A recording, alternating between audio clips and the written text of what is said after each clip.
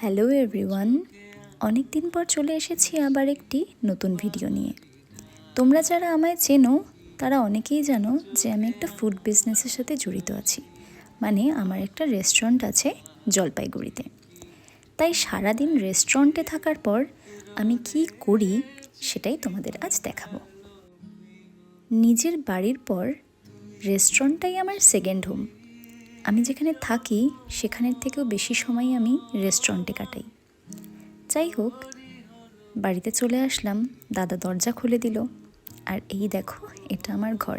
খুব একটা গুছিয়ে রাখতে পারি না কারণ সময় পাই না, আর মাঝখানে কারেন্টও চলে গেল, কি আর করা যাবে। তো যাই হোক, আসার পর সবার ফার্স্টেই চেঞ্জ করে নিলাম। যেহেতু অনেকটা সময় আমাকে রেস্টুরেন্টে থাকতে হয়, তাই আমি কোনো মেকআপ করে যাই না, নর্মাল স্কিন প্রিপারেশন যেটা হয় সেটাই। ফেস ওয়াশ করার আগে আমি হ্যান্ড ওয়াশ দিয়ে হাতটা ভালো করে আগে ধুয়ে নিই, কারণ সারাদিন থাকি বাইরে, অনেক হাওয়া লাগে, নোংরা লাগে, তাই জন্য সবার আগে হাত পরিষ্কার করে নিই।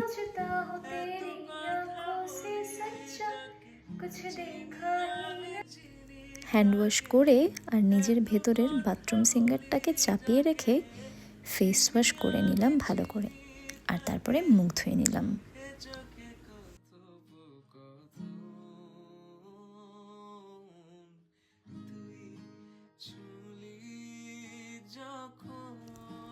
ফেস ওয়াশ করেও লিপস্টিকটা ঠিকঠাক ক্লিন হয়নি, তাই সেটাকে আগে তুলে নিলাম, আর তারপর ধীরে ধীরে নিজের নাইট স্কিন কেয়ার রুটিনটা কমপ্লিট করে নিলাম স্টেপ বাই স্টেপ। সব কিছু তো করে নিলাম, এবার পেট পুজোটাও তো করতে হবে, তাই চলে আসলাম একেবারে রান্নাঘরে। সারাদিন বাইরে থাকার পর এই যতটুকু সময়ই নিজের জন্য পাই সেটা অ্যাকচুয়ালি মি টাইম। তখন আমার যা ভালো লাগে আমি তাই করি। কখনো বসে বসে ল্যাদ খেয়ে মোবাইল ঘাঁটি, কখনো বাথরুম সিঙ্গার হয়ে যাই, বা কখনো ঘুমিয়ে পড়ি।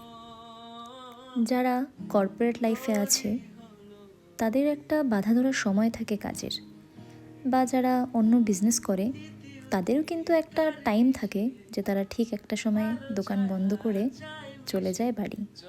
তবে যারা ফুড বিজনেসে আছে একমাত্র তারাই জানে যে তাদের সময় বলে কিছু হয় না, না থাকে পুজো, না থাকে কোনো মজা, কারণ সব অকেশনেই তো আমাদের ব্যস্ত থাকতে হয়। অনেক গল্পও হয়ে গেল, আর গল্পের মাঝে খাওয়ার নিয়ে আমার খাওয়া হয়ে গেল। খাওয়ার দাওয়ার কমপ্লিট করে নেক্সট মর্নিংয়ের জন্য কিছু বাদাম ভিজিয়ে নিলাম, যাতে সকালে উঠে খেতে পারি। এই ছিল রেস্টুরেন্টের পরে আমার একটা দিন। তো তোমরা বলো নেক্সট ভিডিওতে তোমরা কি দেখতে চাও। তো চলো আজকের জন্য টাটা, দেখা হবে আবার নেক্সট ভিডিওতে।